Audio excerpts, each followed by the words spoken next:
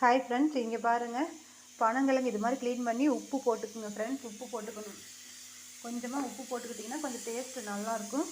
உப்பு போட்டுக்கிட்டு நல்லா குக்கரில் நம்ம வேக விடணும். இங்கே பாருங்கள், இது மாதிரி குக்கரில் போட்டு நல்லா ஒரு 5 விசில் விட்டால் போதும். 5 இல்லைன்னா 6 விசில் விட்டிங்கன்னா நல்லா பூ போல் வேணுங்க ஃப்ரெண்ட்ஸ். பனங்கிழங்குல நார்ச்சத்து அதிகமாக இருக்குது. நார்ச்சத்து சுகர் இருக்கிறவங்களுக்கு ரொம்ப முக்கியம் நார்ச்சத்து. அதே மாதிரி செரிமான பிரச்சனை, நீரிழிவு சரி பண்ணுது. அதாவது சர்க்கரை கட்டுப்படுத்துதுன்னு சொல்கிறாங்க. இதய ஆரோக்கியம், சீரான ரத்த ஓட்டம், எலும்பு வலிமையாக இருக்குதுன்னு சொல்கிறாங்க. இயற்கையாக கிடைக்கக்கூடியது. பனம்பழம், நொங்கு, பனங்கிழங்கு எல்லாமே ஹெல்த்துக்கு நல்லதுங்க ஃப்ரெண்ட்ஸ். சரி, விசில் அடுங்கணுன்னே கிழங்கு எப்படி வெந்திருக்குன்னு பார்ப்போம். ஓகே ஃப்ரெண்ட்ஸ், இங்கே பாருங்கள், விசிலிருந்து எடுத்தாச்சு. ரொம்ப அழகாக வெந்திருக்கு.